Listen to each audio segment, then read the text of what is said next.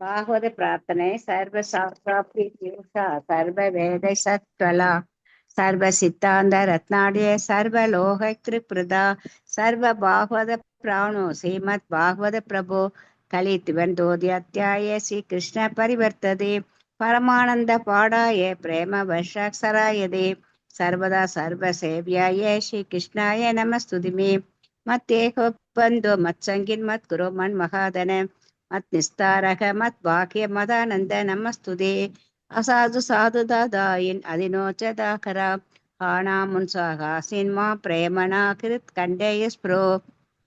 மொழிபெயர் படிமா மாதாஜி. நீங்க அதை எங்கேயும் காணாம போயிடுச்சுங்க மாதாஜி. ஒரு நிமிஷம் இருங்க மாதாஜி, படிக்கவா மாதாஜி? படிங்க மாதாஜி.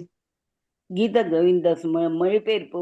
எல்லா வேத இலக்கியங்களிலிருந்தும் கடையெடுக்கப்பட்ட அமிர்தமே, வேதங்களின் மிக முக்கியமான ஆன்மீக பழமை மட்டுமே, எல்லா தத்துவங்களின் முடிவுகளான ஆபரணங்களை கொண்டவரே, உலக மக்களுக்கு ஆன்மீக பார்வை கொடுப்பவர் மற்றும் வைஷ்ணவர்களின் உயிர்மூச்சாக வணங்குபவரே. 2. பகவானே, நீர் கலியுகத்தில் இருளை போக்குவதற்காக உதித்த சூரியன். உண்மையிலே நீர் எங்களிடம் திரும்பி வந்த கிருஷ்ணர். 3. ஓ ஸ்ரீமத் பாகவதமே, உங்களுக்கு என் பணிவான வணக்கங்கள். உங்களையும் உங்களை படிப்பவர்கள் உன்னத ஆனந்தத்தை அடைவார்கள். ஏனெனில் உங்கள் எழுத்துக்கள் அவர்களுக்கு சுய பக்தி தொண்டை பொழிகின்றது. நீங்கள் பகவான் கிருஷ்ணரின் அவதாரமாக இருப்பதால் எப்போதும் அனைவரும் உங்களுக்கு தொண்டு புரிய வேண்டும். 4. ஓ ஸ்ரீமத் பாகவதமே, என்னுடைய ஒரே நண்பரே, உடன் இருப்பவரே, என்னுடைய மரியாதை கலந்த வணக்கங்களையும் ஏற்றுக்கொள்ளுங்கள். ஓ ஸ்ரீமத் பாகவதமே, புனிதமற்ற மற்றவருக்கும் புனிதத்தை வழங்குபவரே, மிகவும் வீழ்ச்சியடைந்தவர்கள் உயர்த்துபவரே, என்னை எப்போதும் கைவிட வேண்டாம். கிருஷ்ணருக்கான தூய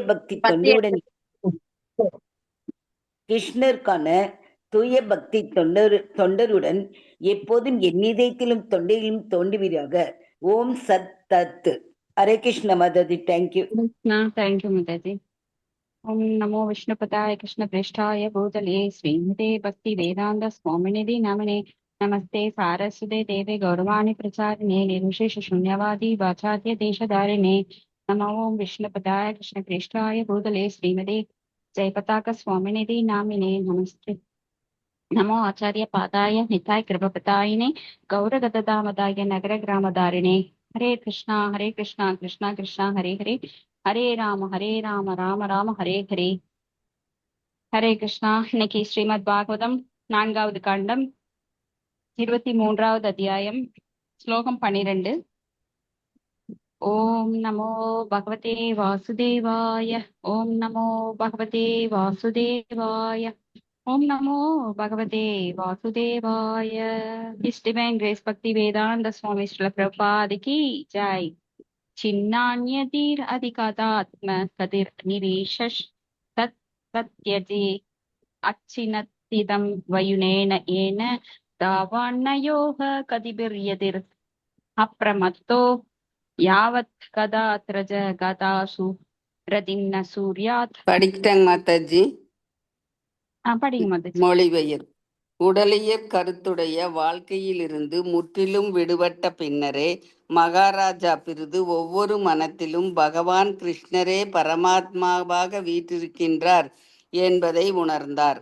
இவ்வாறு அவர் எல்லா கட்டளைகளையும் அவரிடமிருந்து பெற்றுக்கொள்ளும் தகுதியினை பெற்ற பிறகு அவர் ஞானம் மற்றும் யோகம் பயிற்சிகளை செய்வதை முற்றிலும் நிறுத்தினார். கிருஷ்ணருக்கு செய்யும் பக்தி தொண்டே வாழ்க்கையின் இறுதி லட்சியம் என்பதை முற்றிலும் உணர்ந்த பிறகு யோகம் மற்றும் ஞான பயிற்சிகளில் அவர் ஆர்வம் கொள்ளவில்லை. ஞானிகளும் யோகிகளும் கிருஷ்ணரின் சரிதத்தை கேட்பதில் ஆர்வமிக்கவர்களாக இல்லை என்றால் வாழ்க்கையை பற்றி அவர் தம் மயக்கங்களை அவரிடமிருந்து ஒருபோதும் நீக்க முடியாது. பொருளுரை. உடலியற் கருத்திலேயே ஒருவரது கவனம் இருக்கும் வரையில் அவர் யோக முறைகளை பயில்வது அல்லது ஞான முறைகளை செய்வது போன்ற பல்வேறு செயல்களின் மூலம் ஆத்ம உணர்வினை பெற ஆர்வம் காட்டுகிறார்.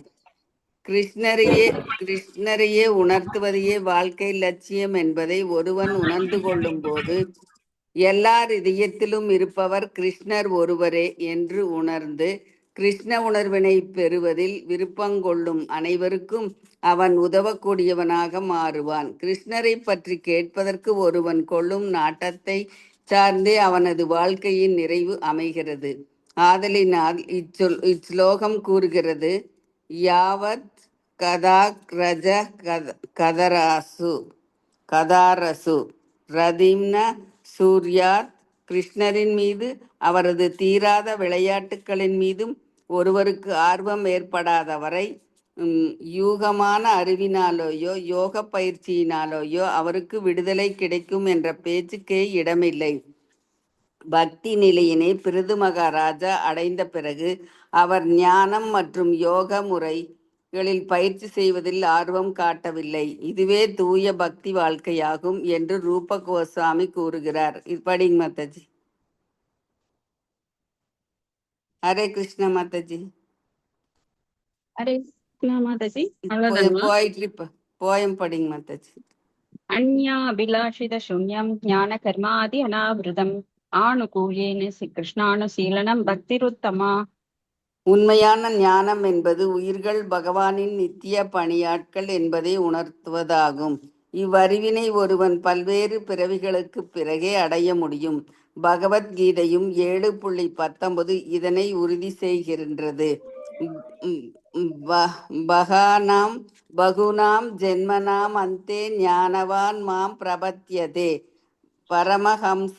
பரமஹம்ச வாழ்க்கை நிலையினை எய்திய பின்னரே ஒருவன் கிருஷ்ணரே எல்லாமாகவும் இருக்கிறார் என்பதை உணர்கிறான். வாசுதேவ சர்வம் இதி சமமகாத்மா சுர்லபம். கிருஷ்ணரே எல்லாம் என்று கிருஷ்ண உணர்வினை பெறுவதே உயர்ந்த வாழ்க்கை முறை என்று ஒருவன் உணர்ந்த பிறகு அவன் பரமஹம்ச அல்லது மகாத்மாவாகிறான். இதுபோல பரமஹம்சர்களையும் மகாத்மாக்களையும் காண்பதரிது. ஒரு பரமஹம்சரே அல்லது தூய பக்தரோடு ஜட யோகத்தினாலேயோ அல்லது யூக அறிவினாலேயோ கவரப்படுவதில்லை. அவர் கலப்படமில்லாத பகவானது பக்தி தொண்டிலேயே ஆர்வமுடையவராக இருப்பார். சில நேரங்களில் இதுபோன்ற முறைகளிலும் முன்னர் கவரப்பட்ட ஒருவர் பக்தி, ஞானம் மற்றும் யோகம் போன்றவற்றை ஒரே சமயத்தில் மேற்கொள்ள முயலலாம். ஆனால் அவர் மாறாக தூய பக்தி தொண்டு நிலைக்கு உயரும் பொழுது அவர் ஆத்ம உணர்வினை பெறுவதற்குரிய பிற முறைகளை விட்டு விடுகிறார். இதனையே வேறு விதமாக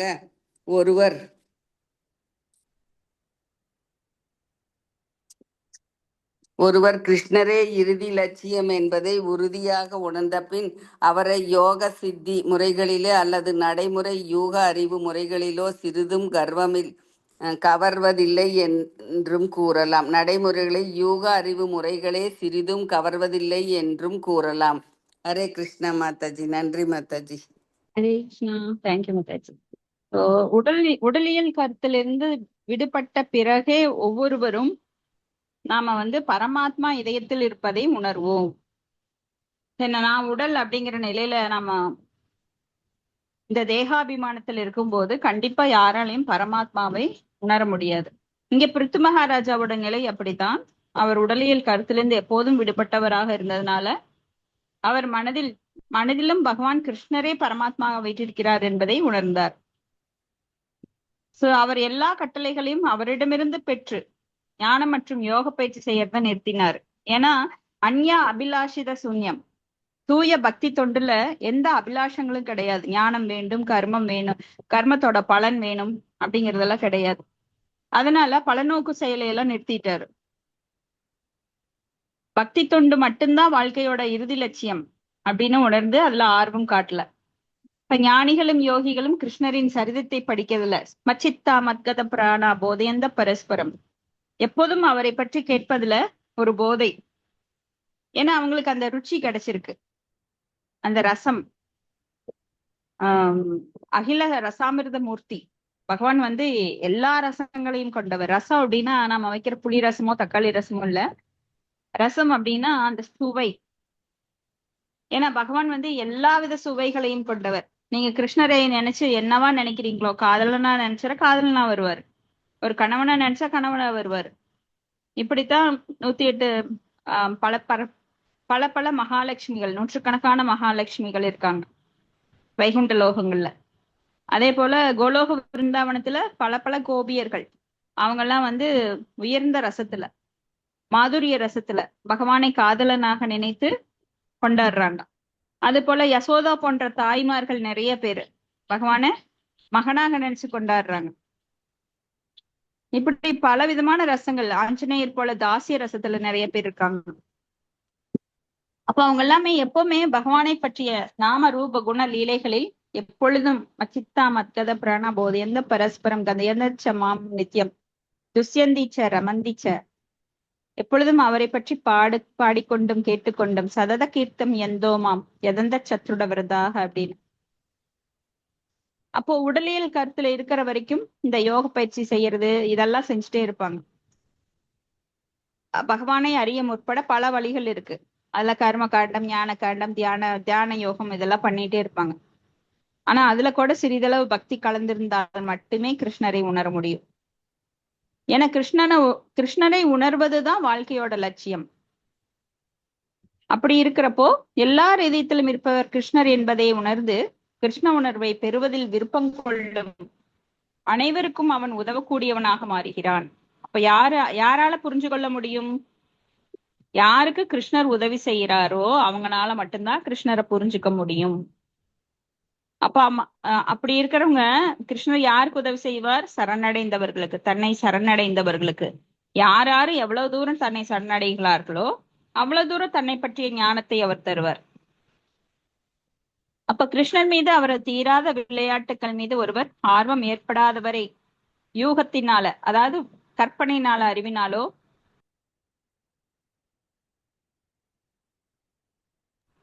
யோக பயிற்சியினாலேயோ அவருக்கு விடுதலை கிடைக்கும் அப்படிங்கிற பேச்சுக்கே இடம் கிடையாது. சோ பக்தி நிலையினை பிருத்து மகாராஜா அடைந்த பிறகு அவர் ஞானம் மற்றும் யோக பயிற்சி செய்யறதுல ஆர்வமே காட்டல.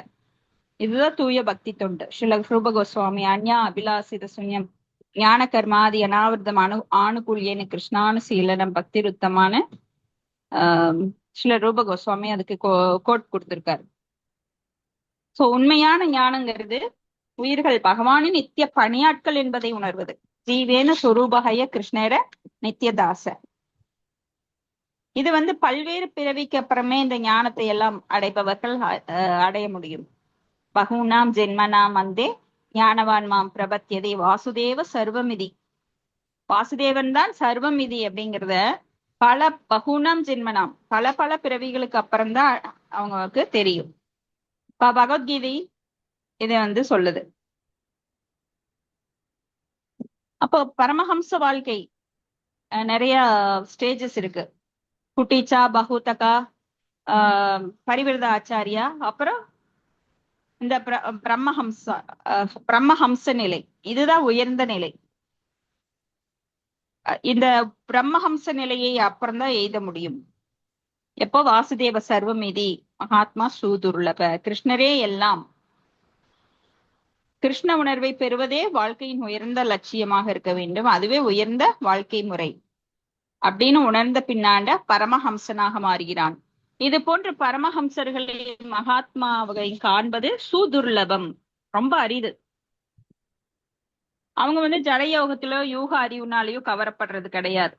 அவர் கலப்படமில்லாத பகவானது பக்தி தொண்டிலே ஆர்வமுடையவராக இருப்பார்.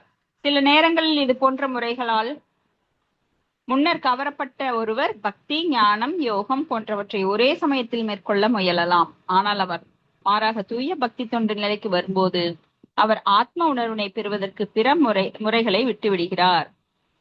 ஏன்னா உயர்ந்த சுவை கிடைக்கும் போது தாழ்ந்த சுவைக்கு அங்க இடமே கிடையாது. இப்ப கிருஷ்ணரே இறுதி லட்சியம் என்பதை உறுதியாக உணர்ந்த பின் அவரை யோக சித்தி முறைகளிலோ அந்த கற்பனை யூக வழிமுறைகளிலோ அவர் கவரப்படுவதில்லை. அடுத்தது, அப்போ பக்தி யோகம் தான் எல்லாவற்றிலும் சிறந்தது. ஸ்லோகம் 13. ஏவம் சூர பிரப சம்யோஜ்யாத்மானம் ஆத்மனே பிரம்மபூதோ திருடம் காலே தத்யாச்ச ஸ்வம் கலேவரம். படிக்கிட்டாங்க மொழிபெயர்ப்பு. உரிய நேரத்தில் தன்னுடைய பூத உடலை விட்டுவிட வேண்டும் என்பதனால் பிருது மகாராஜா தன்னுடைய மனத்தை எப்போதும் உறுதியாக பகவான் கிருஷ்ணரின் திருவடி தாமரைகளின் மீதே வைத்திருந்தார். இவ்வாறு முற்றிலும் பிரம்ம பூத நிலையில் இருந்த வண்ணமே அவர் தன் பூத உடலை பிரிந்தார். பொருளுரை. வங்காள பழமொழி ஒன்று ஒருவன் தன் வாழ்க்கையில் பெற்ற ஆன்மீக வளர்ச்சி அவன் மரிக்கும் தருவாயில் பரிசோதிக்கப்படும் என்று சொல்கிறது. பகவத்கீதையும் 8.6 இதனை உறுதி செய்கிறது. வாபி ஸ்மரன் பாவம் வியாஜதி அந்தே கலேவரம் தம் தம் ஏ வைதி கௌந்தேய சதா தத் பாவ பாவிதம். கிருஷ்ண உணர்வினை பயின்று கொண்டிருப்பவர்கள் அறிவார்கள் அதற்குரிய தேர்வு தங்கள் மரண காலத்தில் நடைபெறும் என்று. மரணிக்கும் பொழுது கிருஷ்ணரை ஒருவன் நினைத்தால் அவன் உடனடியாக கோலோக பிருந்தாவனத்தையோ அல்லது கிருஷ்ண லோகத்தையோ அடைகிறான். இவ்வாறு அவன் வாழ்க்கையை வெற்றி அடைகிறது. பிருது மகாராஜா கிருஷ்ணரின் அருளினால் தனது முடிவு நெருங்கிவிட்டதை உணர்ந்தார். அதனால் அவர் மிக்க மகிழ்ச்சி கொண்டு பிரம்மபூத நிலையில் இவ்வாறே தன் உடலை விட்டு முற்றிலும் நீங்கிவிட வேண்டும் என்பதற்கான யோக பயிற்சியினை மேற்கொண்டார். எவ்வாறு ஒருவன் தன் உடலை விட்டு நீங்கி வீடு பேற்றினை அடைந்து முழுமுதற் கடவுளிடம் திரும்பி செல்ல முடியும் என்பதற்கான விளக்கம் அடுத்த வரும் ஸ்லோகங்களில் விவரிக்கப்படுகின்றது. பிருது மகாராஜா மேற்கொண்ட யோக பயிற்சிகள் எல்லாம் ஒருவன் உடல் ஆரோக்கியமாகவும் மனம் தெளிவாகவும் இருக்கும் நிலையிலேயே உடலை விட்டு விடுவதற்கானவைகளாகும். ஒவ்வொரு பக்தனுமே தான் ஆரோக்கியமாகவும் மனம் தெளிவாகவும் இருக்கும் பொழுதே உடலை விட்டுவிட வேண்டும் என்று விரும்புகிறான். இந்த விருப்பத்தினை குலசேகர மன்னரும் தனது முகுந்த மாலை ஸ்தோத்திரத்தில் வெளியிட்டுள்ளார். கிருஷ்ண தவதேய பத பங்கஜ பஞ்சராந்தம் அத்னவயமே விசாது மானச ராஜ ஹம்லம் பிராண பிரயாண சமயே கப வாத பித்தை கண்டவரோதன விதவ் ஸ்மரணம் குதஸ்தே. குலசேகர மன்னர் தான் ஆரோக்கியமாக இருக்கும் பொழுது தன் உடலை விட்டுவிட வேண்டும் என்று விரும்பினார். ஆகையினால் அவர் தன் உடலும் மனமும் நல்ல நிலையில் இருக்கும் பொழுதே தான் இருந்துவிட வேண்டும் என்று கிருஷ்ணரை வேண்டுகின்றார். ஒருவன் இறக்கும் பொழுது சளியும் பித்த நீரும் அதிகமாக சுரந்து அவனுக்கு மூச்சு திணறல் ஏற்படுகின்றது. அந்நிலையில் வார்த்தைகள் அவனிடமிருந்து வெளிவருவது மிகவும் கடினம். கிருஷ்ணரின் அருள் இருந்தால் அவர் ஹரே கிருஷ்ண மந்திரத்தை ஓதக்கூடியவனாக இருப்பான். ஆனால் முக்தாசான நிலையில் இருக்கும் ஒரு யோகி தன் உடலை விட்டு நீங்கி அவர் விரும்புகின்ற எந்த உலகிற்கும் அவரால் போக முடியும். ஒரு உண்மையான யோகி தன் உடலை எப்போதும் விரும்புகின்றாரோ அப்போதே விட்டுவிடும் ஆற்றல் மிக்கவராக இருக்கின்றார். ஹரே கிருஷ்ண மாதாஜி. நன்றி மாதாஜி. நன்றி மாதாஜி. இங்க அஷ்டாங்க யோகத்தை தான் பிருது மகாராஜா பின்பற்றுகிறார். ஏன்னா அவர் சத்தியோகத்துல இருந்ததுனால. இந்த அஷ்டாங்க யோகம் எப்ப தேவைப்படுது? யுகங்கள் தோறும் இது மாறுபடுகின்றது. அதனால இப்ப இந்த கலியுகத்துக்கு தேவைப்படுறது கிடையாது. கலியுகத்துல நாம ரூபத்துல கிருஷ்ணர் வந்திருக்கிறதுனால நாம ரூபேன கிருஷ்ண அவதாரே. அவர் கிரந்தங்கள் வடிவாகவும் வந்திருக்காரு. பகவத்கீதை, பாகவதம் இதன் மூலமாகவும் வந்திருக்காரு. சோ நாமெல்லாம் இப்ப யோகத்துல இருக்கோம். என்ன? பக்தி யோகத்துல. ஏன்னா கிருஷ்ணருடன் தொடர்பு கொண்ட நிலையில நம்ம இப்ப இருக்கிறோம். கிருஷ்ணே ஸ்வதாமோ பகதே தர்ம ஞானாதீபீக சக கலவு நஷ்ட திருஷாமேச பிராணர்கோ அதுனோதிதக. நான் பிராணங்கள் வழியாக வந்திருக்கிறேன் அப்படிங்கிறார். தர்மமும் ஞானமும் அந்த கலியுகத்துல கிருஷ்ணர் மறைந்தவுடன் அவர் எடுத்துட்டு போயிடுறாரு தர்மத்தையும் ஞானத்தையும். அப்ப திரும்பி எப்படி வருது அப்படின்னா கிரந்தங்கள் மூலமாக வருகின்றது. பகவத்கீதை, பாகவதம், சைத்தன்ய சரிதாமிர்தம் இந்த மாதிரி தூய கிரந்தங்கள் மூலமாக கிருஷ்ணர் மறுபடியும் இங்கே தோன்றுகிறார். அப்ப பகவான் திருவடி தாமரை மீதே தன்னுடைய மனதை எப்பொழுதும் பிருது மகாராஜா வச்சிருக்கிறார். ஏன்னா இந்த பூத உடலை விட்டு விட வேண்டும் அப்படிங்கிறதுதான் நல்லா இருக்கும் போதே பூத உடலை விட்டுறணும். இப்ப ஒருத்தர் மறிக்கும் போது என்னன்னா அதுதான் கடைசி எக்ஸாம் நம்மளுக்கு. இப்ப நம்ம எல்லாம் படிச்சுட்டு இருக்கிறோம் பாகவதம், பகவத்கீதை எல்லாம். ஆனா வாழ்க்கையில அப்ளை பண்றோமா அப்படின்னா நிறைய பேரு அப்ளை பண்ண முடியறது இல்ல. ஏன்னா கலியோட தாக்கம் ஒரு பக்கம், மாயையோட தாக்கம் இன்னொரு பக்கம். ஆனா இதெல்லாம் போட்டு வைராக்கியமாக உறுதியாக எப்பொழுதும் பகவத்கீதை, பாகவதம் எல்லாம் ஸ்ரவணம், கீர்த்தனம், ஸ்மரணம் பண்ணி யார் இதன் தாக்கத்திலிருந்து விடுபடுகிறார்களோ, ஏன்னா ரொம்ப எளிதாக பண்ண முடியாது, எதுலையுமே கஷ்டம் இருக்கும். அதையெல்லாம் தாண்டி வர்றதுதான் நம்மளோட புத்திசாலித்தனம். சோ எல்லா கஷ்டங்களையும் பொருத்தி கொண்டு ஒரு பக்தன் பக்தி தொண்டை தொடர்ந்து மேற்கொள்ளும் போது அவனுக்கு வாழ்வின் இறுதி கட்டத்துல வாபி ஸ்மரன் பாவம் தியஜத்தந்தே கலேவரம் அந்த காலே சமாம் ஏவ ஸ்மரன் முக்துவா கலேவரம். சோ அந்த இறுதி காலத்துல, ஏன்னா மரணம் என்பது ரொம்ப கொடுமையானது. மரண நேரத்துல இப்போ நோயாளி ஆகட்டும், வயசானவங்க ஆகட்டும், மரணிக்கும் போது 1000 தேள் கொட்டுற வலி வலிக்குமா. அப்ப வந்து வாதம், பித்தம், கபம் எல்லாம் தடுக்கும். இதை வந்து குலசேகர ஆழ்வார் சொல்லி வைக்கிறார். முடியாம போகும்போது என்ன ஆகும்னா, வயசாகும் போது நீங்க பார்த்திருப்பீங்க, அவங்களால பேச முடியாது. வாதம், பித்தம், கபம், சளி எல்லாம் வந்து அவங்கள தொண்டையை அடைச்சிரும். அவங்களால எதுவுமே பேச முடியாது, கையை தூக்க முடியாது, காலை தூக்க முடியாது, படுத்த படுக்கையா கிடப்பாங்க, ரொம்ப சோர்வா இருப்பாங்க, மரண தூதன் கூட போராடிட்டு இருப்பாங்க. சோ உயிரை விடும்போது அவங்களுக்கு வயசானாலே, உயிரை விடும்போது இல்ல, வயசாயிட்டாலே நம்மளுக்கு மதிப்பு கம்மியாயிரும். இளமையா இருக்கும்போது நம்ம ரொம்ப துள்ளிட்டு இருப்போம். ஆனா வயசான அப்புறம் எல்லாம் நாடி நரம்பெல்லாம் ஒடுங்கின அப்புறம் கூன் குருடு செவிடு இந்த மாதிரி நம்ம கண்ணு இருந்தும் பார்வை பார்வை கம்மியாயிட்டே வரும். காது இருந்தும் கேட்கறது செவித்திறன் அது வந்து கம்மியாயிட்டே வரும். அப்புறம் மூட்டு வலி வரும், நரம்பு வலி வரும். முதல்ல யமதூதனோட ஒரு சிம்டம் என்னன்னா, நம்மளுக்கு தலைமுடியெல்லாம் நரைக்க ஆரம்பிக்கும். வெள்ளை முடி தெரிஞ்ச உடனே யமதூதன் நம்மள கூப்பிட ஆரம்பிச்சிட்டார், நம்மளுக்கு ஞாபகப்படுத்துறார் அப்படிங்கறத புரிஞ்சுக்கணும். அப்படியே இல்ல, ஒவ்வொரு செல்ல இறந்துட்டு வர்றப்போ நம்மளுக்கு ஒவ்வொன்னா மாறுபாடு வந்துட்டே இருக்கும். தேகினோ அஸ்மின் யதா தேகே கௌமாரம் யவனம் ஜரா ததா தேகாந்திர பிராப்தி தீரஸ்தஸ்திரண முஹ்யதி. ஆனா இது பக்தன் வந்து பயப்படுறது கிடையாது. இதுதான் உலக வாழ்க்கை அப்படிங்கிறது அவனுக்கு நல்லா தெரியும். ஏன்னா அவன் மேடம் அனுபவத்துல பாக்குறான். மேடம் ஹரே கிருஷ்ணா. சொல்லுங்க மேடம், மாதாஜி. இது இன்னொரு மாட்டி சொல்லுங்க. ஃபர்ஸ்ட்ல இருந்து கொஞ்சம் முன்னாடில இருந்து சொல்லுங்க. அதான் புரியல. மரணத்தின் போது நம்ம ரொம்ப கஷ்டப்பட வேண்டி இருக்கும். நாம இப்ப எதுக்காக பாகவதம் படிச்சு, பகவத்கீதை படிச்சு, பகவானை புரிஞ்சு, பகவானுக்கு அன்பு தொண்டு பண்றோம் அப்படின்னா, இது வந்து ஃபைனல் எக்ஸாம் அப்பியரன்ஸ் பண்றதுக்காக. ஃபைனல் எக்ஸாம நம்ம வந்து ஃபேஸ் பண்ண போறோம். அது என்ன ஃபைனல் எக்ஸாம்னா மரணம். மரணம் தான் நம்மளோட இறுதி பரீட்சை. அப்ப மரணத்தின் போது நம்ம மரணிச்ச உடனே நம்மளுக்கு வந்து வாழ்க்கையில எப்படி எல்லாம் நடந்துகிட்டோம் அப்படிங்கிறது ஒரு வீடியோ மாதிரி நம்மளுக்கு போட்டு காட்டுவாங்க. யமதூதர்கள் வந்து போட்டு காட்டுவாங்க, நம்ம என்னென்ன தப்பு செஞ்சோம், எப்படி எல்லாம் நடந்துகிட்டோம், அதெல்லாம் வந்து நம்ம கண்ணு முன்னாடியே அப்படியே நம்மளுக்கு அத ஒளிபரப்பு. இப்ப டிவில எல்லாம் லைவா வருது இல்லைங்களா, அது மாதிரி நம்மளோட சீக்வன்ஸ், நம்ம என்னென்ன ஆக்டிவிட்டிஸ் பண்ணணும் அப்படிங்கறத ஒரு சீக்வன்ஸா அப்படியே லைவ் பண்ணுவாங்க. சோ யாரு வந்து எந்த தப்பையும் மறைக்க முடியாது. நாம தெரியாம செஞ்சோம், அதுல அப்படியே போயிடும் அப்படின்னு யாரும் நினைச்சிட வேண்டாம். சோ அப்படியே நம்ம காட்டும் போது நம்ம ரொம்ப வெட்கப்படுவோம், இப்படி இத்தனை தவறுகள் பண்ணிட்டோம் நானு. ஆனா நீங்க பக்தி தொண்டு பண்ணும்போது அதெல்லாம் உங்க கண்ணு முன்னாடி வராது. ஏன்னா அதெல்லாம் மன்னிக்கப்பட்டு அழிக்கப்பட்டு விடும். ஏன்னா பக்திக்கு அவ்வளவு பெரிய சக்தி இருக்குது. நீங்க ஏற்கனவே பண்ணிருக்கலாம், அதெல்லாம் ஒரு பிரச்சனையே கிடையாது. பகவான் சொல்றார், யார் ஒருவர் சரணடைகிறார்களோ அவங்களுடைய முன்ன நான் வந்து எல்லா பாவங்களையும் நான் வேர்த்துட்டேன்னு சொல்றாரு.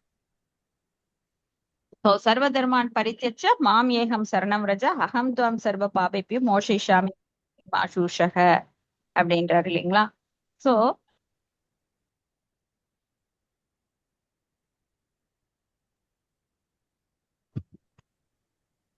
சோ சர்வ தர்மான் பரித்யஜ, என்னை சரணடைவதற்கு ஏற்ற மாதிரியே எதாமாம் பிரபத்தியந்தி. சோ பகவான் வந்து எல்லாத்தையும் மன்னிச்சு விட்டுறாரு. சோ அந்த மரண நேர பரீட்சையில நாம என்னென்ன பாவங்கள் செய்தோம் அப்படிங்கறத நம்மளுக்கு போட்டு காட்டுறாங்க. அதுக்கு தகுந்த மாதிரி நம்மளுக்கு நிறைய தண்டனைகள் கொடுக்கப்படுது. ஆனா யார்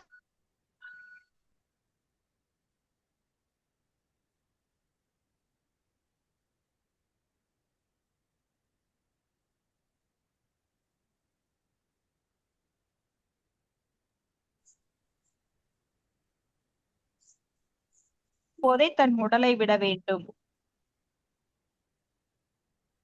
ஆகையினால் தன் உடலும் மனமும் நல்ல நிலையில் இருக்கும் பொழுது தான் இறந்து விட வேண்டும் என கிருஷ்ணரை வேண்டுகிறார். சோ சளியும் பித்த நீரும் அதிகமாக சுரந்து அவனுக்கு மூச்சு திணறல் ஏற்படுகிறது, இறக்கும் தருவாயில. அந்நிலையில் வார்த்தைகள் அவனிடம் இருந்து வெளிவருது கடினம். கிருஷ்ணரின் அருள் இருந்தால் அவன் ஹரே கிருஷ்ண மந்திரத்தை ஓதக்கூடியவனாக இருப்பான். இப்ப நம்ம நிறைய டிவோட்டிஸ் பார்த்திருக்கிறோம், அவங்க எல்லாம் வந்து மரண நேரத்துல ஹரே கிருஷ்ண நாமத்தை பாடிதான் இறக்குறாங்க. ஆனா அவங்க சொல்ல முடியாட்டாலும் கூட பக்தர்கள் போய் அவங்க முன்னாடி பாடி அவங்கள வழி அனுப்பி வைக்கிறாங்க. சோ எந்த நிலையில் இருக்கிறார்களோ அதே நிலையில் அவன் பிறக்கிறான்.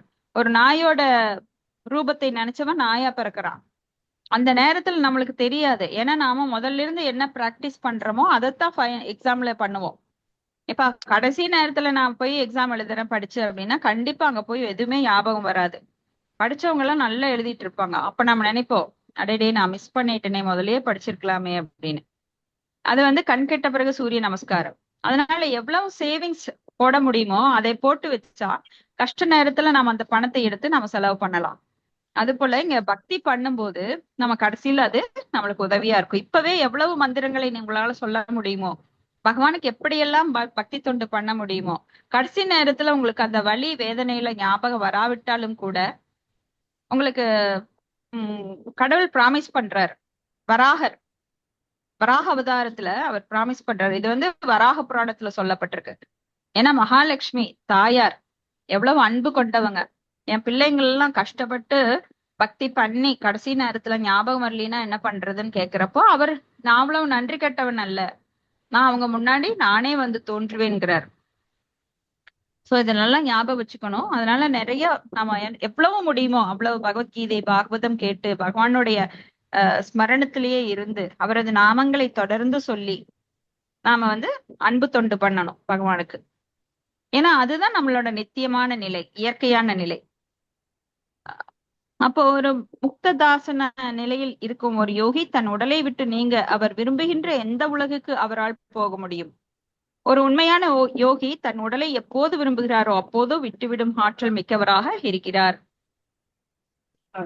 ஹரே கிருஷ்ணா மாதாஜி. அடுத்த ஸ்லோகம் படிங்க, நான் வந்துடுறேன். மாதாஜி நீங்க சொல்லுங்க. ஸ்ரீலக்ஷ்மி மாதாஜி, ஸ்ரீலக்ஷ்மி மாதாஜி நீங்க அந்த ஸ்லோகம் படிச்சு நீங்க அதுக்கு பொருள் சொல்லுங்க. ஹரே கிருஷ்ணா. ஸ்ரீலக்ஷ்மி மாதாஜி. மாதாஜி அவங்க வேலையா இருப்பாங்க போல் இருக்கு, அதனாலதான் அவங்க கேட்டாங்க அந்த ஸ்லோகம் படிக்கிறேன்னு. வேற யாராவது படிங்க மாதாஜி. நான் படிக்கட்டுங்களா? நீங்க படிங்க மாதாஜி.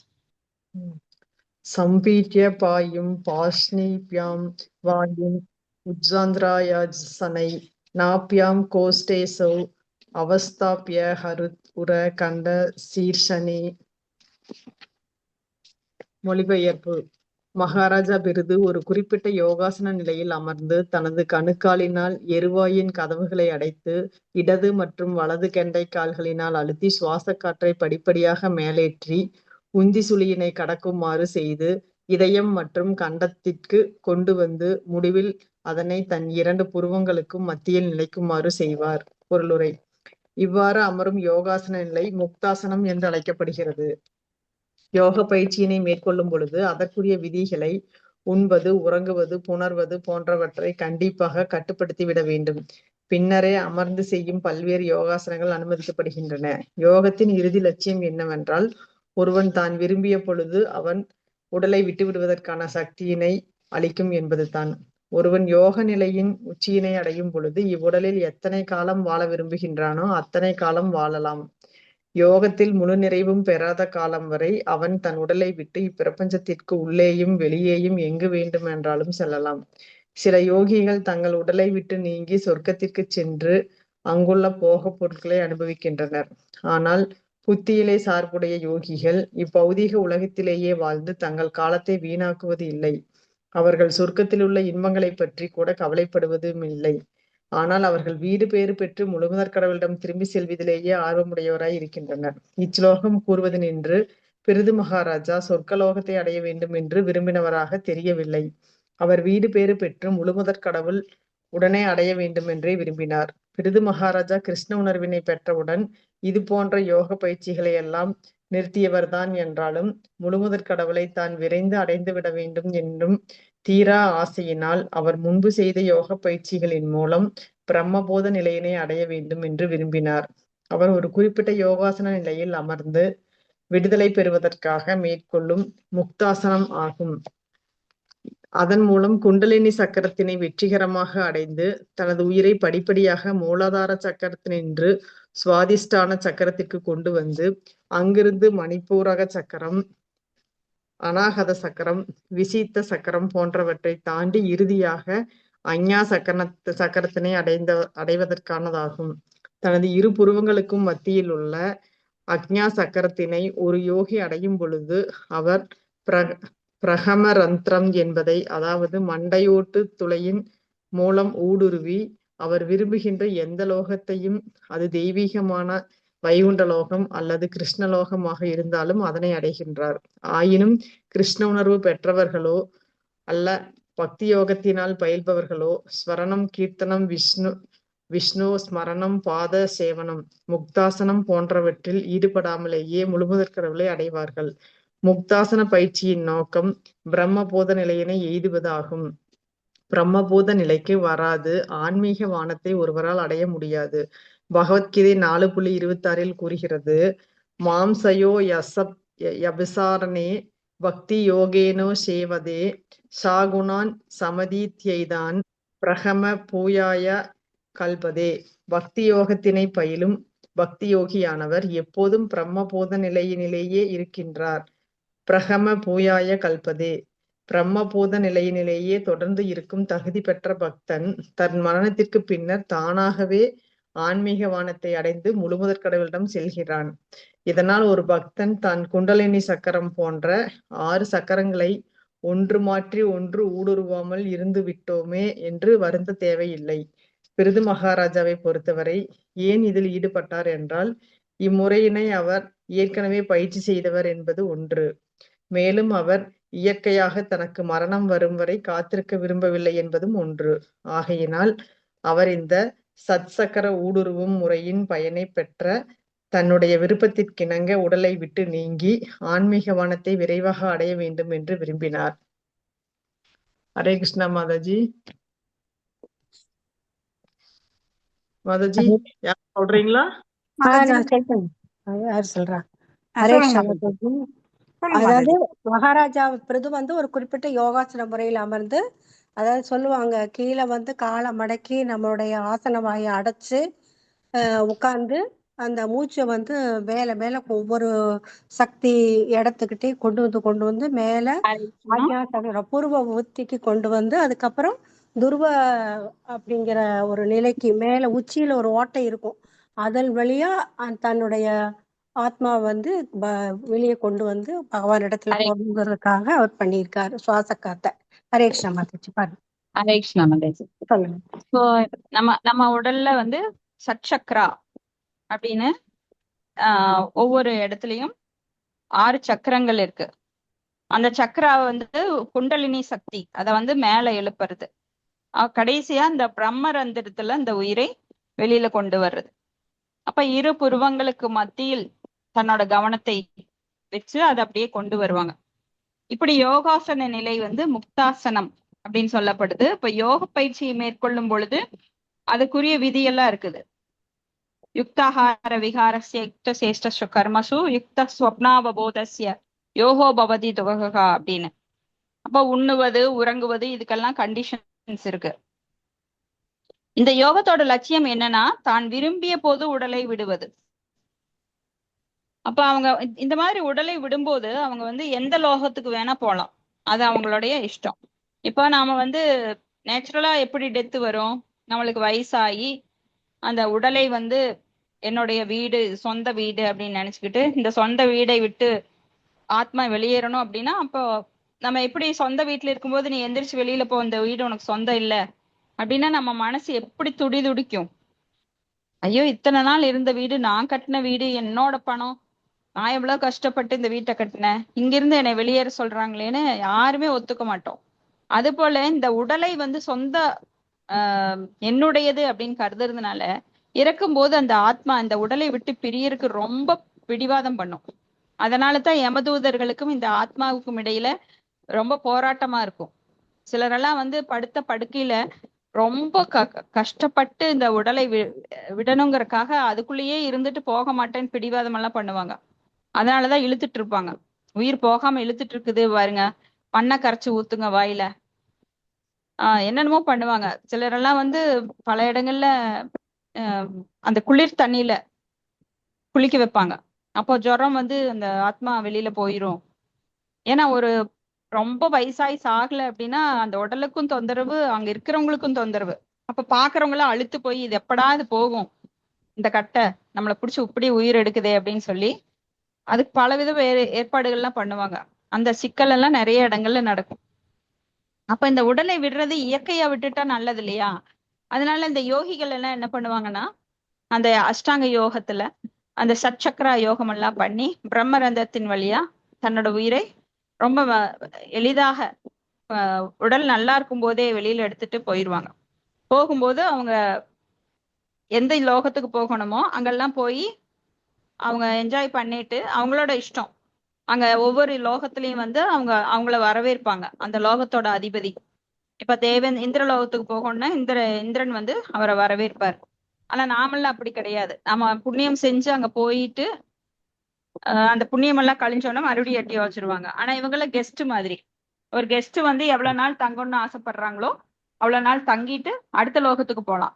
அப்படியே மேல மேல போய் அவங்க பகவானோட லோகத்துக்கு போயிடலாம். இதுதான் கிரமமுத்தி. கிரமமுத்தினா அவங்க வந்து படிப்படியாக உயர்வது. இது வந்து அவங்களோட இஷ்டம் கூட. எந்த லோகத்துக்கு போகணுமோ அங்க எவ்வளவு நாள் இருக்கணுமோ இருந்துட்டு அடுத்த லோகத்துக்கு போகலாம், போகக்கூடாது, அப்படி அவங்களோட டெசிஷன் எல்லாமே. அப்போ யோக நிலையின் உச்சியினை அடையும் பொழுது இவ்வுடலில் எத்தனை காலம் வாழ விரும்புகிறானோ அத்தனை காலம் வாழலாம். இது வந்து நம்ம பகவத்கீதையில படிப்போம். உத்தராயணம் அப்படின்னு சொல்லி சூரியன் வடக்கே உதிக்கும் போது உத்தராயண காலம் 6 மாத காலம், தட்சிணாயன காலம் 6 மாத காலம், சூரியன் மேற்கே மறைவது. சோ 2 நிலை இருக்கு. அது உத்தராயண காலம் பெஸ்ட். மேற்கே மறையிற 6 மாத காலங்கள் வந்து யோகி விரும்புறது கிடையாது. அதே போல பகல் நேரத்துல சூரியன் இருக்கிற நேரத்துல உயிரை விடுவது நல்லது. இரவு நேரத்துல அவங்க விரும்புறது இல்லை. அது போல பல கண்டிஷன்ஸ் இருக்கு. சோ இதெல்லாம் வந்து அவங்க கண்ணை மூடினாங்கன்னா மெய்மறந்த நிலையில தியானம் பண்ணும்போது அவங்க எப்ப உயிரை உடல்ல இருந்து எடுக்கிறாங்கன்னு அவங்களுக்கே தெரியாது. இதுல நிறைய கஷ்டங்கள் இருக்கு. சோ உத்தராயண காலமா இல்ல தட்சிணாயன காலமா, இது பகலா இரவா, இதெல்லாமே சிலருக்கெல்லாம் குழம்பிடும். அப்ப இது அதிர்ஷ்டத்தை பொறுத்தது. சிலர் வந்து எந்த நேரத்துல உயிரை விடுறாங்க அப்படிங்கிறது அதிர்ஷ்டத்தை பொறுத்தது. சோ இப்படி யோகத்துல வந்து அவங்க எப்படி வேணா உடலை விடலாம். அப்ப அது வந்து லக் இருக்கு. அப்ப இந்த பிரபஞ்சத்திற்கும் உள்ளேயும் வெளியேயும் எங்கு வேண்டுமானாலும் அவங்க செல்லலாம். சில யோகிகள் தங்கள் உடலை விட்டு சொர்க்கத்திற்கு சென்று அங்குள்ள போக பொருட்களை அனுபவிக்கிறாங்க. ஆனால் புத்தியிலே சார்புடைய யோகிகள் இந்த பௌதிக உலகத்தில் வாழ்ந்து அவர்கள் காலத்தை வீணாக்கிறது கிடையாது. சொர்க்கத்தில் இருக்கிற இன்பம் எல்லாம் பற்றி கவலைப்படுறதில்லை. ஏன்னா அதுவும் ஒரு ஜட உலகம். 14 லோகங்கள்ல அதுவும் ஒரு ஜட உலகம். ஆனால் அவர்கள் வீடு பேறு பெற்று முழுமுதற் கடவுளிடம் திரும்பி செல்வதிலேயே ஆர்வமுடையவராக இருக்கின்றனர்.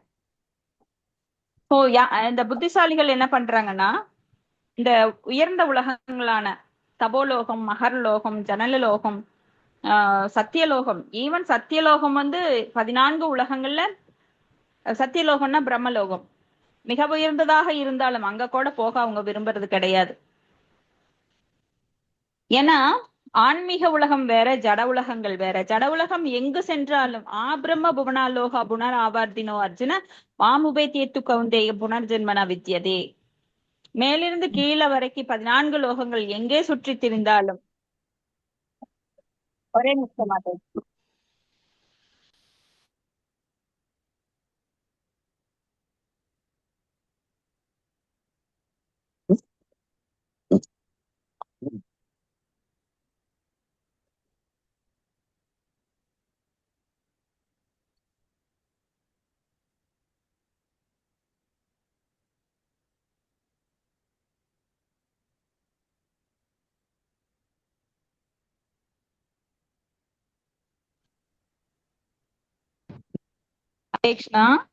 சாரிங்க மாதாஜி, ஒரு போன் வந்துருச்சு. சோ பிரம்ம புவனாலோகா புனர் ஆவர்த்தினோ அர்ஜுன மாம் உபேத்தியேத்து கவுந்தேய புனர்ஜென்மனா வித்தியதே. பிரம்மலோகத்திலிருந்து நீங்க எங்க போனாலுமே 14 உலகத்துல அங்க வந்து பிறப்பு, இறப்பு, முதுமை, நோய் எல்லாமே இருக்கின்றது. அதனால புத்திசாலிகள் வந்து அங்கெல்லாம் ஜட உலகங்கள் எங்கேயுமே போக விரும்புறது கிடையாது, என்ன சுகம் இருந்தாலும். ஏன்னா சொர்க்கலோகம் அப்படின்னா இங்க விட அதிகமான இன்பங்கள் இருக்கு.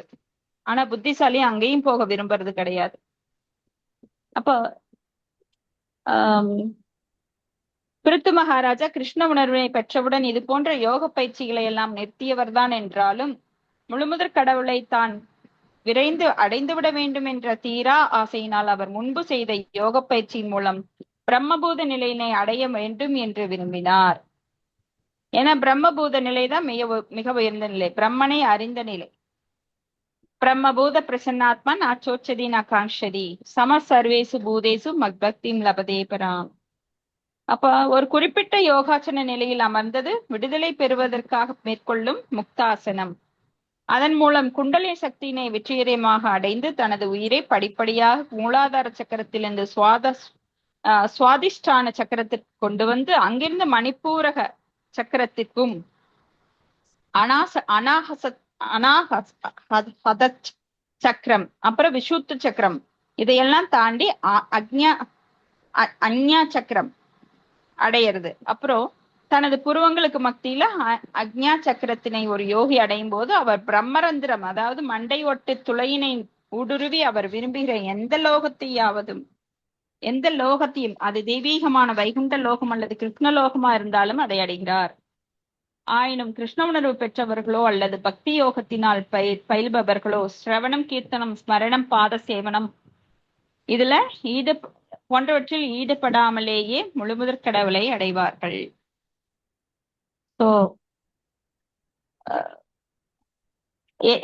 எதுல ஈடுபடாமல், அதாவது இந்த அஷ்டாங்க யோகத்துல படுற கஷ்டமெல்லாம் அவங்களுக்கு கிடையவே கிடையாது. ஆசனம் பண்ணணும், யம நியம இதெல்லாம் வந்து கண்டிப்பா கிருஷ்ண பக்தியில் இருக்கிறவங்களுக்கு தானா வந்துடும். ஆனா இவங்கெல்லாம் அதை பயிற்சி ரொம்ப கடினமா பயிற்சி பண்றாங்க. அப்ப முக்தாசனத்தின் பயிற்சி நோக்கம் பிரம்மபூத நிலையை எய்துவது. பிரம்மபூத நிலைக்கு வராத ஆன்மீகவானத்தை அடைய முடியாது. மாம்சையோ அவ்யபிச்சாரேன பக்தி யோகேன சேவதே சகுணான் சமுதிப்தியேதான் பிரம்மபூயாய கல்பத்தே. இப்ப பக்தி யோகத்தை பயிலும் பக்தி யோகியானவர் எப்போதும் பிரம்மபூத நிலையிலேயே இருக்கிறார். பிரம்மபூத நிலையினை தொடர்ந்து இருக்கும் தகுதி பெற்ற பக்தன் தன் மரணத்திற்கு பின்னர் தானாகவே ஆன்மீகவானத்தை அடைந்து முழுமுதற் கடவுளிடம் செல்கிறான். இதனால் ஒரு பக்தன் தான் குண்டலினி சக்கரம் போன்ற 6 சக்கரங்களை ஒன்று மாற்றி ஒன்று ஊடுருவாமல் இருந்து விட்டோமோ என வருந்த தேவையில்லை. சோ இந்த கடினமான பயிற்சியெல்லாம் பக்தர்களுக்கு தேவையே கிடையாது, அவங்க இதை விரும்புறதும் கிடையாது. சோ பிருத்து மகாராஜா பொறுத்த வரைக்கும் ஏன் இதுல ஈடுபட்டார் அப்படின்னா, இம்முறையை அவர் ஏற்கனவே பயிற்சி செய்தவர் என்பது ஒண்ணு. இன்னொன்னு, அவர் இயற்கையாகவே தனக்கு மரணம் வரும் வரை காத்திருக்க விரும்பவில்லை. ஆகையினால் அவர் இந்த சச்சக்கரை ஊடுருவும் பயிற்சியின் முறையை பயனை பெற்று தன்னுடைய விருப்பத்திற்கிணங்க அந்த முறையின் பயனை பெற்று தன்னுடைய விருப்பத்திற்கிணங்க உடலை விட்டு நீங்கி ஆன்மீக வானத்தை விரைவாக அடைந்து விட வேண்டும் என விரும்பினார். சோ உடனே உடலை விடணும் நல்லா இருக்கிறப்பவே அப்படிங்கிறவங்க இந்த யோகத்தை அந்த காலத்துல பயிற்சி பண்ணாங்க. இப்பெல்லாம் மரணம் வந்தா கூட அதை விரும்புறது கிடையாது. அதை இன்னும் எப்படி தள்ளி போடலான்னு போராடுகிறார்கள். மருத்துவமனையில போய் நிறைய ட்ரீட்மெண்ட் எல்லாம் பாக்குறாங்க. நிறைய பணம் சம்பாரிச்சா மரணத்தை வென்று விடலாம்னு நினைக்கிறாங்க. என்னென்னவோ வித்தையெல்லாம் பண்றாங்க. ஆனா மரணம் எப்பொழுதும் நம்மை விட்டு கொடுக்காது.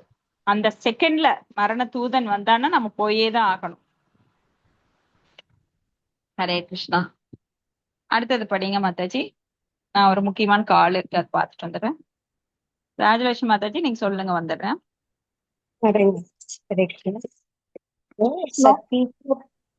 சத்பீயபாயும் பார்ஷனீயம் யாம் வாயும் உத்சாரயாஞ்சனைக நாப்யாம் கோஷ்டேஷ்வ அவஸ்தாப்ய கிருத் புர கண்டசீர்ஷனி. மகாராஜா பிருது ஒரு குறிப்பிட்ட யோகாசன நிலை இதே படிச்சுட்டணும். 15 படிக்கணும். 15 உத்தைர் பயம் ஸ்து தம் மூர்த்னி கிரமேணாவேஷனி சுப்ருஹ வாயும் வாயு சிதன காயம் தேஜஸ் தேஜலி ஆயுஜத். மொழிபெயர்ப்பு: இவ்வாறு பிருது மகாராஜா தன் உடலில் உள்ள ஜீவ காற்றினை தன் தலையில் கபால ஓட்டின் துளைக்கு கொண்டு வந்து அங்கிருந்த நிலையிலேயே ஜட தோற்றத்தின் மீதுள்ள எல்லா பற்றுக்களையும் விட்டொழித்தார். படிப்படியாக தன் ஜீவ காற்றினை வெளியில் இருக்கும் மொத்த காற்றுடன் கலந்தார். தன் உடலை பூமியுடனும் தன் உடலில் உள்ள நெருப்பினை மொத்த நெருப்பினுடனும் இறைத்தார். பொருளுரை: மயிரின் நுனியில் 10,000ல் 1 பங்கு அளவுடையதே ஆன்மீக பொறியாகும். அப்பொறியே பௌதீக வாழ்க்கையில் வலுக்கட்டாயமாக வைக்கப்படுகிறது.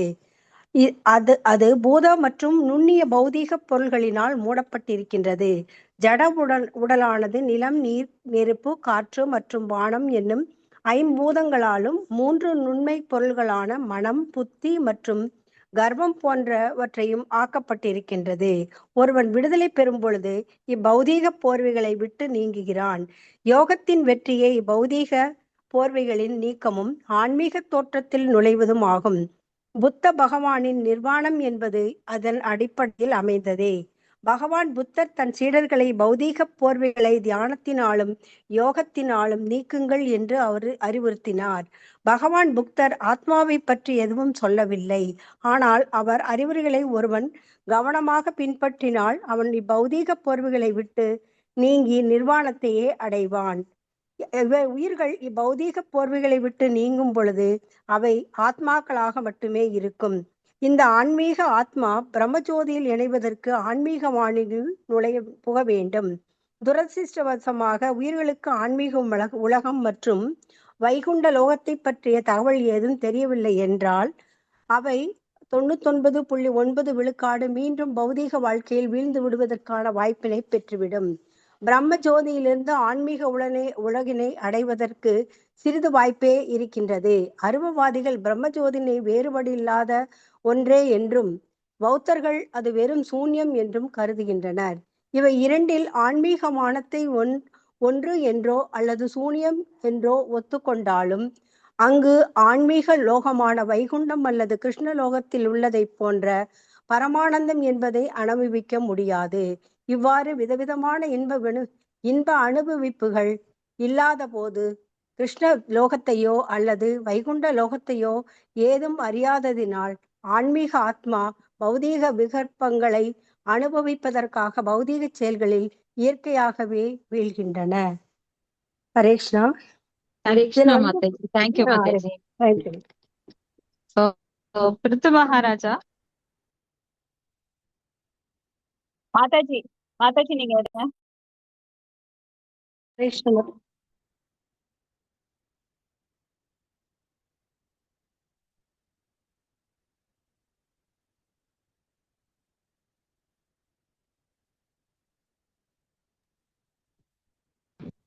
ஹரே கிருஷ்ணா மாதாஜி.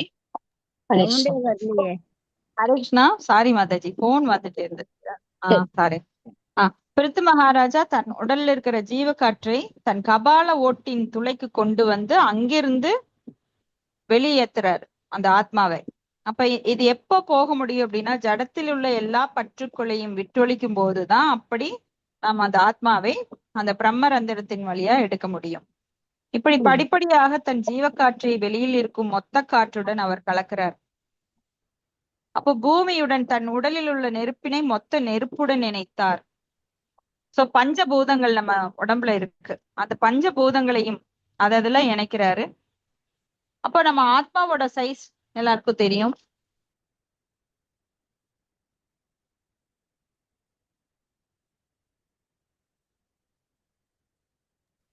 சோ மயிரோட நுனியில 10,000த்துல 1 பங்கு நம்ம ஆத்மாவோட சைஸ். அது பௌதிக வாழ்க்கையில் வலுக்கட்டாயமாக வைக்கப்படுகிறது. ஏன்னா நம்மெல்லாம் நம்மளோட கர்ம வினைகள் வேறு வேறு உடலை நம்மளுக்கு தருது. அதனால இந்த ஆத்மாவானது வேறு வேறு உடல்ல வலுக்கட்டாயமாக புகுத்தப்படுகிறது.